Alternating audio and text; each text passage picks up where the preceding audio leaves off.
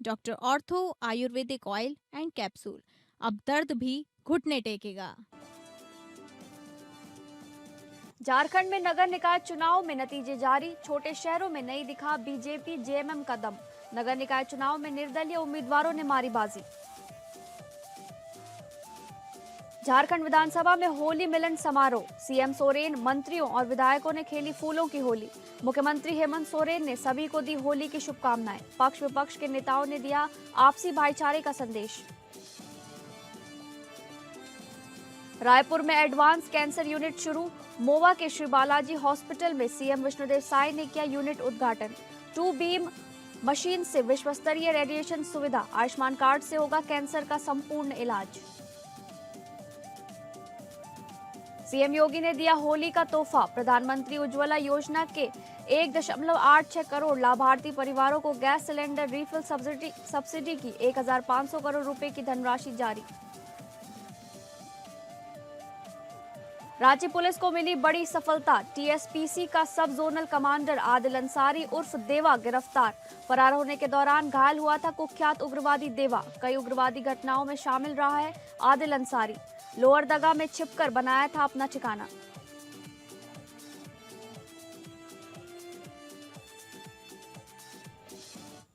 नमस्कार, आप सभी का स्वागत है स्टेट लाइव में। मैं हूं आपके साथ शालिनी राणा। शुरुआत करेंगे स्टेट लाइव की झारखंड की खबरों से। झारखंड में नगर निकाय चुनाव के नतीजे सामने आने के बाद सियासी तस्वीर साफ हो गई है। कल रात 8 बजे तक राज्य के अलग अलग काउंटिंग सेंटर पर वोटों की गिनती हुई। कुछ नगर निकायों में सभी नतीजे आ गए हैं। हालांकि कुछ स्थानों पर आज सुबह 8 बजे फिर से काउंटिंग की गई। ये चुनाव दलीय नहीं होते, लेकिन उम्मीदवारों को राजनीतिक पार्टियों का समर्थन मिलता है। कल तक जारी नतीजों के अनुसार निर्दलीय उम्मीदवार 17 सीटों पर जीते हैं। बीजेपी समर्थित 12 उम्मीदवारों ने जीत हासिल की। वहीं झामुमो समर्थित 9 प्रत्याशियों ने जीत दर्ज की है, जबकि कांग्रेस समर्थित 2, माले, बसपा और राजद समर्थित 1-1 प्रत्याशी जीते हैं। झारखंड में नगर निकाय चुनाव के नतीजे बता रहे हैं कि इस बार छोटे शहरों में बीजेपी या झामुमो का दबदबा कम ही दिखा। झारखंड के नगर परिषद और नगर पंचायत में अध्यक्ष पद पर सबसे ज्यादा उम्मीदवार निर्दलीय ही जीते। उधर गढ़वा जिले के माझियाओ नगर पंचायत के वार्ड नंबर 1 के पार्षद प्रदीप साव चुनाव जीतने के बाद जुलूस निकाल रहे थे। जुलूस जैसे ही आखिरी तहले पहुंचा, वहां पहले से उपस्थित भीड़ ने जुलूस पर हमला कर दिया। देखते ही देखते पूरा क्षेत्र रण क्षेत्र में बदल गया। चारों तरफ अफरा तफरी का माहौल हो गया। घटना की जानकारी मिलते ही पुलिस मौके पर पहुंची, लेकिन तब तक दोनों ओर से सभी लोग भाग गए थे।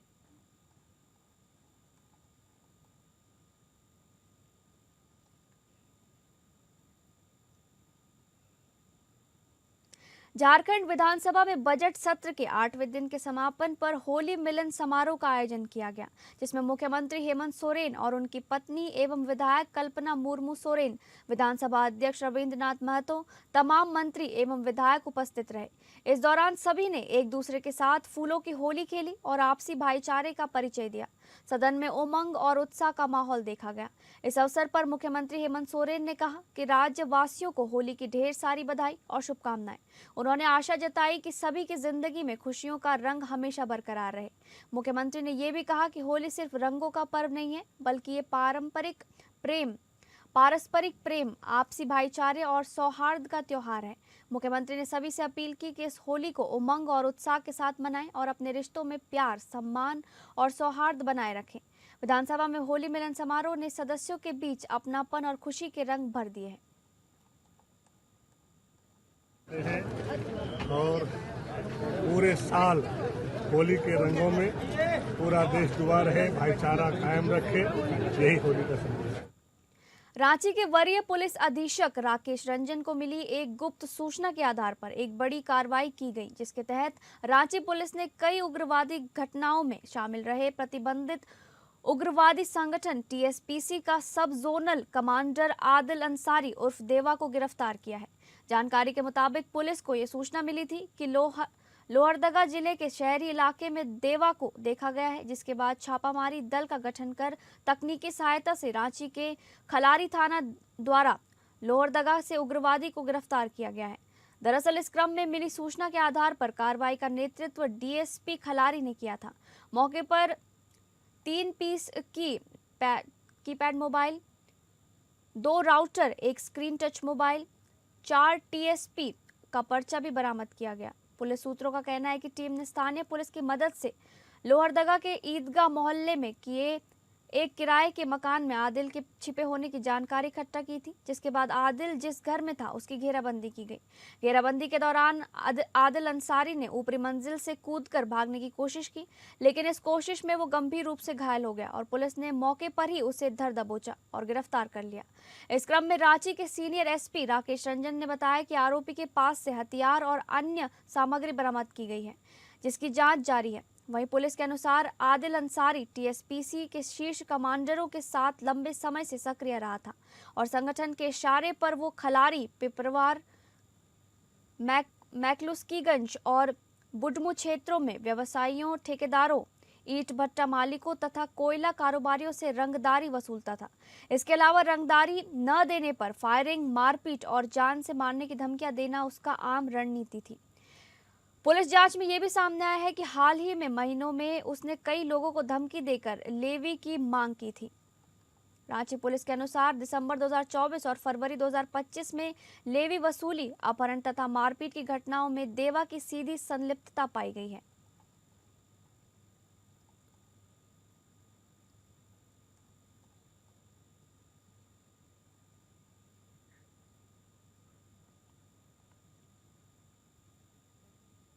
अब बात करेंगे छत्तीसगढ़ से जुड़ी खबरों की। देश में महिला स्वास्थ्य को सुरक्षित और सशक्त बनाने की दिशा में एक ऐतिहासिक कदम उठाया गया है। सर्वाइकल कैंसर के विरुद्ध राष्ट्रीय एचपीवी टीकाकरण अभियान का भव्य शुभारंभ देश के प्रधानमंत्री नरेंद्र मोदी ने वर्चुअल माध्यम से किया है। वहीं मनेन्द्रगढ़, चिरमिरी, भरतपुर जिले के खड़गवा स्थित सामुदायिक स्वास्थ्य केंद्र में टीकाकरण सेंटर का फीता काटकर राज्य स्तरीय अभियान की शुरुआत की गई है। यहाँ 14 वर्ष की 5 बालिकाओं को एचपीवी वैक्सीन लगाकर कार्यक्रम में स्वास्थ्य मंत्री श्याम बिहारी जायसवाल की उपस्थिति में 5 बालिकाओं को प्रमाण पत्र भी प्रदान किया गया। इस अवसर पर स्वास्थ्य मंत्री ने कहा कि आज का दिन अत्यंत ऐतिहासिक है। खड़गवा के सीएचसी से राज्य स्तरीय एचपीवी टीकाकरण अभियान की शुरुआत 5 बालिकाओं को टीका लगाकर की गई है। उन्होंने कहा कि प्रधानमंत्री की मंशा के अनुरूप देश से सर्वाइकल कैंसर को समाप्त करने के लक्ष्य के साथ हम आगे बढ़ रहे हैं। निश्चित रूप से इस गंभीर बीमारी से प्रदेश को मुक्त करने और बालिकाओं व महिलाओं को एक जानलेवा रोग से सुरक्षित करने की दिशा में ये बड़ा कदम साबित होगा। देश के यशस्वी प्रधानमंत्री माननीय नरेंद्र मोदी जी का हम सब छत्तीसगढ़ के लोग आभार व्यक्त करते हैं कि उन्होंने देश में सबसे ज़्यादा जो कैंसर का बीमारी है, जो सर्वाइकल कैंसर है, जिसे गर्भाशय का कैंसर भी कहते हैं, वो दूसरे नंबर पर है। और ऐसे कैंसर को जड़ से समाप्त करने के लिए आज पूरे देश में टीकाकरण के लिए राजस्थान के अजमेर से उन्होंने एचपीवी वैक्सीन का आज टीकाकरण कर योजना का शुभारंभ किया है। हमें बहुत हर्ष है कि हमारे छत्तीसगढ़ में भी एमसीबी जिला के कोरिया से 5 बालिकाओं को एचपीवी का टीका लगाकर छत्तीसगढ़ के लिए भी शुरुआत आज की है। छत्तीसगढ़ की राजधानी रायपुर में स्वास्थ्य सुविधाओं के क्षेत्र में एक बड़ी उपलब्धि और जुड़ गई है। मोवा स्थित श्री बालाजी हॉस्पिटल में 200 बिस्तरों वाली एडवांस कैंसर यूनिट का उद्घाटन सीएम विष्णुदेव साय ने किया। ये यूनिट मध्य भारत के सबसे आधुनिक कैंसर उपचार केंद्रों में से एक बताया जा रहा है। सीएम विष्णुदेव साय ने कहा कि कैंसर यूनिट को इस तरह डिजाइन किया गया है कि मरीजों को हर प्रकार के कैंसर के इलाज के लिए भटकना न पड़े। यहाँ एक छत के नीचे गैस्ट्रो, न्यूरो, गायनी और यूरो कैंसर विभाग, नेफ्रोथोरेसिक यानी छाती और हेड एंड नेक कैंसर विभाग होंगे। सबसे अच्छी बात यह भी है कि आयुष्मान कार्ड से संपूर्ण इलाज कैंसर मरीज का इस अस्पताल में होगा। अस्पताल के मैनेजिंग डायरेक्टर डॉक्टर देवेंद्र नायक ने कहा कि यहाँ कैंसर के सटीक इलाज के लिए विश्व स्तरीय तकनीक का समावेश किया गया है। डू बीम यानी कि ट्रू बीम रेडिएशन मशीन सबसे एडवांस रेडिएशन थेरेपी की सुविधा उपलब्ध रहेगी। देवेंद्र नायक ने कहा कि मैं खुद छत्तीसगढ़ से हूं, इसलिए यहां के मरीजों को कोई आर्थिक समस्या न हो, इसके लिए ये निर्णय लिया गया है। इलाज पूरी तरह से आयुष्मान कार्ड से होगा, जिससे मरीज और उनके परिजन को कोई आर्थिक बोझ न हो। बड़ा सौभाग्य का विषय है छत्तीसगढ़ के लिए कि लगातार स्वास्थ्य सुविधा में बढ़ोतरी हो रही है और उस दिशा में आज एक कड़ी और जुड़ रही है। यहाँ बालाजी हॉस्पिटल में 200 बेड का कैंसर अस्पताल का शुभारंभ किए हैं और इसके लिए मैं बालाजी ग्रुप और उनके चेयरमैन डॉक्टर देवेंद्र नायक और उनकी पूरी टीम को बहुत बहुत धन्यवाद करता हूं, उनका शुभकामनाएं देता हूं। और ऐसे ऐसे मशीन यहां पर लगे हैं जो अब तक यहां पर छत्तीसगढ़ के अंदर में नहीं थे, वो चाहे पेट स्कैन मशीन हो या सीटी स्कैन की मशीन हो या सेकाई मशीन हो, बिल्कुल अत्याधुनिक मशीनें लगी हैं। और अब हमारे प्रदेश के लोगों को कैंसर के इलाज के लिए बाहर जाना नहीं पड़ेगा, बल्कि बाहर के लोग यहाँ पर इलाज के लिए आएंगे। और बड़ी बात कि पूरा आयुष्मान कार्ड से इलाज होगा लोगों का। बिल्कुल राष्ट्रीय विज्ञान दिवस पर जगदलपुर में आयोजित समारोह में उप मुख्यमंत्री विजय शर्मा मुख्य अतिथि के रूप में शामिल हुए। कार्यक्रम का आयोजन शहीद महेंद्र कर्मा विश्वविद्यालय, छत्तीसगढ़ विज्ञान एवं प्रौद्योगिकी परिषद और विज्ञान भारती के संयुक्त तत्वाधान में किया गया। उप मुख्यमंत्री ने युवाओं से वैज्ञानिक सोच और नवाचार को बढ़ावा देने का आह्वान किया। उन्होंने विज्ञान तीर्थ दर्शन अभियान शुरू करने की घोषणा की, जिसके तहत युवा वैज्ञानिकों को देश के प्रमुख वैज्ञानिकों के जन्म स्थलों का अध्ययन भ्रमण कराया जाएगा। कार्यक्रम में दंडकारण्य आमचो बस्तर विज्ञान महोत्सव का विमोचन भी किया गया, जिसकी गतिविधियां मार्च से सितंबर 2026 तक चलेंगी। समारोह में वैज्ञानिकों, जनप्रतिनिधियों और बड़ी संख्या में विद्यार्थियों की उपस्थिति रही।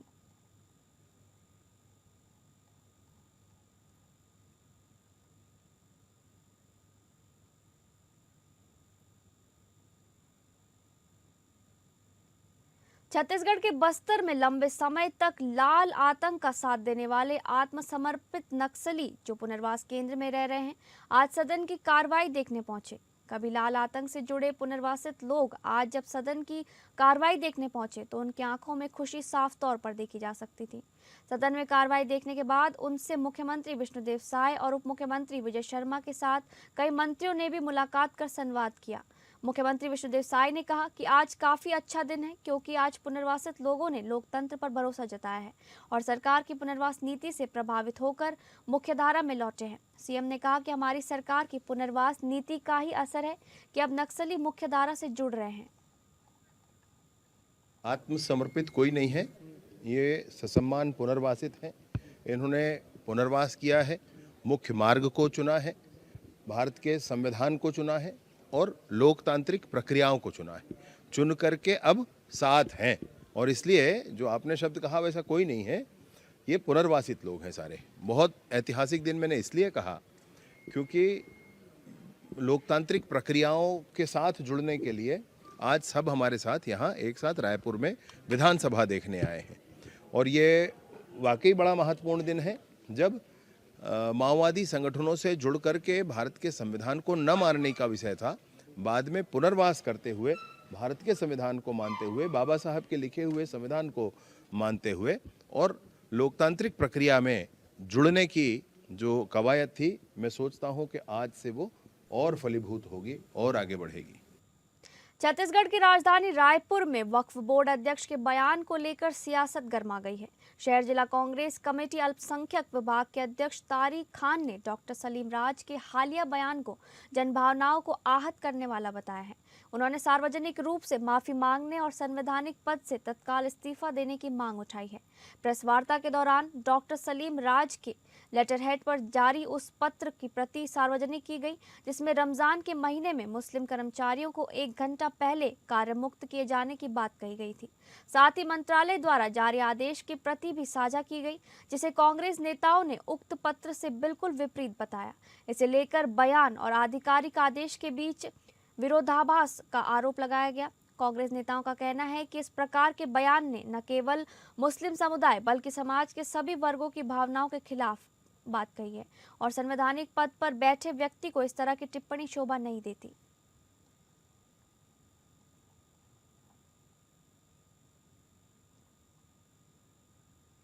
अब बात करेंगे महाराष्ट्र से जुड़ी खबर की। महाराष्ट्र के बदलापुर पूर्व में एक विवादित टिप्पणी को लेकर राजनीतिक और सामाजिक हलकों में नाराजगी देखने को मिल रही है। बताया जा रहा है कि महिला मोर्चा की अध्यक्ष की बेटी द्वारा प्रभु श्री राम को लेकर की गई अभद्र और आपत्तिजनक टिप्पणी को अत्यंत दुर्भाग्यपूर्ण और निंदनीय बताया गया है। इस बयान के बाद स्थानीय स्तर पर विरोध के स्वर तेज हो गए हैं। आलोचकों का कहना है कि प्रभु श्री राम के बारे में अशोभनीय शब्दों का प्रयोग केवल धार्मिक भावनाओं को ठेस पहुंचाने वाला ही नहीं, बल्कि हिंदू अस्मिता और महाराष्ट्र की सांस्कृतिक परंपराओं पर आघात करने जैसा है। यह भी स्पष्ट किया गया है कि कोई भी व्यक्ति, चाहे वो किसी भी पद पर हो या किसी का भी रिश्तेदार हो, ऐसे कृत्य के लिए क्षम्य नहीं हो सकता है। भारतीय जनता पार्टी ने कहा है कि पार्टी हमेशा से संस्कार, श्रद्धा और संविधान के सम्मान की पक्ष धर रही है। इसी क्रम में संबंधित युवती के खिलाफ तत्काल कार्रवाई किए जाने की बात कही गई है। मामले को लेकर आगे की कार्रवाई और जांच पर सबकी नजर बनी हुई है। बदलापूर पूर्वमधील महिला मोर्चाच्या अध्यक्षाच्या मुलीकडून प्रभू श्री रामांविषयी वापरण्यात आलेली शिवराळ भाषा अत्यंत दुर्दैवी, संतापजनक आणि निषेधार्ह आहे। अशा प्रकारची वक्तव्य कुठल्याही परिस्थितीत स्वीकारार्ह नाहीत। प्रभू श्री रामांविषयी अश्लाघ्य भाषा वापरणं हे केवळ धार्मिक भावना दुखावणारं नाही, तर हिंदूंच्या अस्मितेवर, महाराष्ट्राच्या संस्कृतीवरती आघात करणार आहे। कोणतीही व्यक्ती, ती कुठल्याही पदावर असो किंवा कोणाची पण नातेवाईक असो, अशा कृत्याला माफी नाहीच।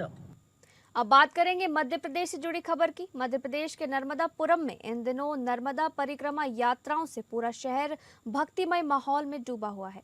बांद्राभान और सेठानी घाट पर संतों के आगमन पर श्रद्धालुओं ने भव्य उनका स्वागत किया। गाजे बाजे, जय घोष और पुष्प वर्षा के बीच धार्मिक उल्लास देखने को मिला। बांद्राभान स्थित दिवस बसेरा में अखंड निराहारी संत दादा गुरु की परिक्रमा यात्रा पहुंची, जहां श्रद्धालुओं ने आरती उतारकर अगवानी की। इसके बाद विशाल भंडारे का आयोजन किया गया। दादा गुरु ने पर्यावरण संरक्षण का संदेश देते हुए पीपल, नीम और वट वृक्ष के पौधे भी लगाए। वहीं संत गुरु भैया जी सरकार की परिक्रमा यात्रा के नगर आगमन पर सेठानी घाट पर बड़ी संख्या में भक्त जुटे। भजन कीर्तन और पूजा अर्चना के बीच श्रद्धालुओं ने आशीर्वाद लिया।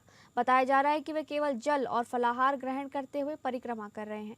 प्रशासन ने सुरक्षा और यातायात की विशेष व्यवस्था की है। संतों के आगमन से शहर का धार्मिक वातावरण और अधिक आस्थामय हो गया है।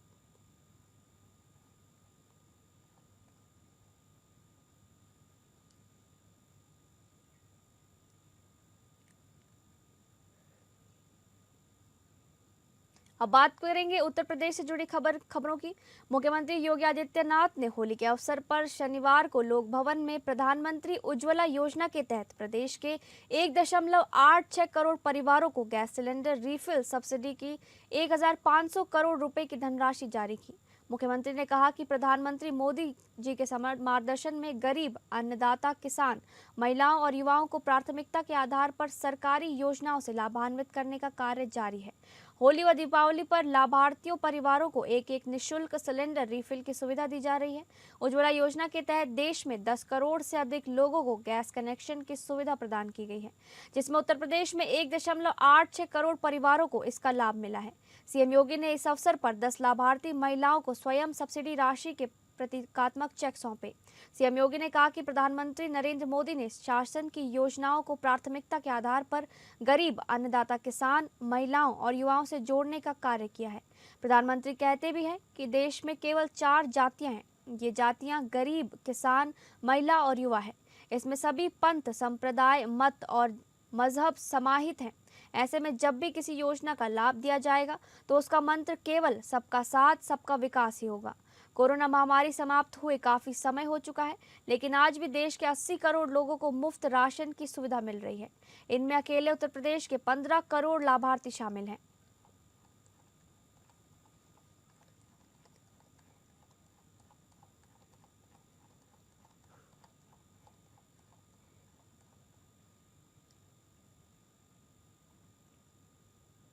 उत्तर प्रदेश के मुख्यमंत्री योगी आदित्यनाथ ने ऐलान किया है कि होली से पहले उज्ज्वला योजना का लाभ उठाने वाले हर परिवार को सरकार की ओर से फ्री सिलेंडर उपलब्ध कराया जाएगा।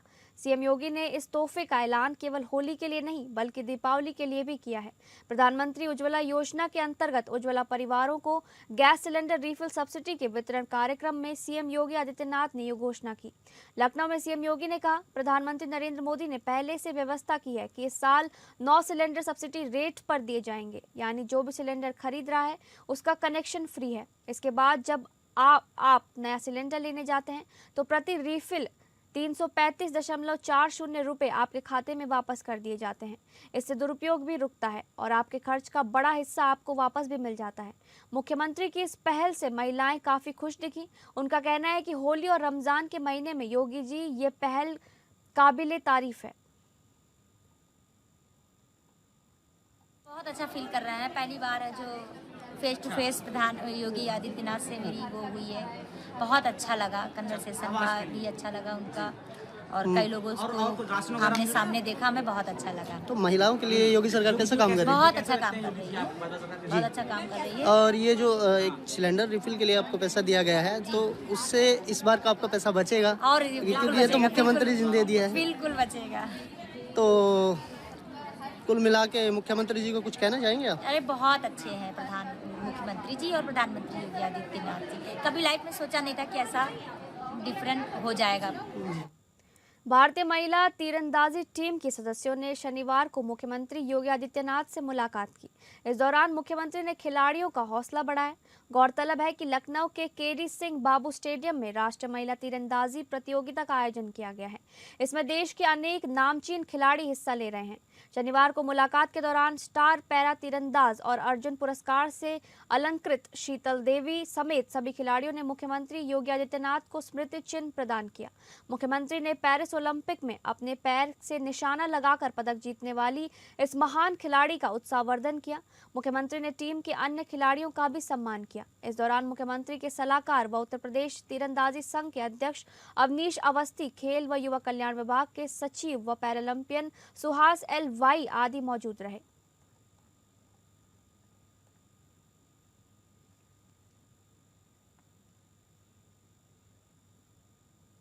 काशीराम की विरासत पर सपा के दावे ने बसपा पर भड़क उठी है। बसपा सुप्रीमो के बाद प्रदेश अध्यक्ष विश्वनाथ पाल ने भी अखिलेश को घेरा है। विश्वनाथ पाल ने कहा कि काशीराम जी पर नौटंकी कर रहे अखिलेश, अगर इतना प्यार था तो काशीराम नगर का नाम क्यों बदला। विश्वनाथ पाल ने कहा कि काशीराम के लिए यदि सम्मान होता तो अखिलेश यादव काशीराम की जयंती पर छुट्टी रद्द नहीं करते। मैं तो इसको एक नाटक समझता हूं कि अगर मानवर कांसीराम साहब के कभी भी उनके मन में सम्मान होता तो मानवर कांसीराम साहब के नाम पर जो छुट्टी जन्मदिन पर होती थी, माननीय अखिलेश यादव जी अपनी गवर्नमेंट जो मुख्यमंत्री थे तो उस छुट्टी को निरस्त करके उनका अपमान नहीं करते। मानवर कांसीराम साहब के नाम से मान्या बहन जी ने अलीगढ़ मंडल में एक नया जनपद बनाने का काम किया था प्रदेश के विकास के लिहाज से, जिसका नाम मानवर कांसीराम साहब नगर रखा गया। अगर उनके नाम को नहीं हजम कर पाए हैं तो उनकी विचारधारा को कैसे हजम कर पाएंगे। फिलहाल स्टेट लाइव में बस इतना ही। नमस्कार।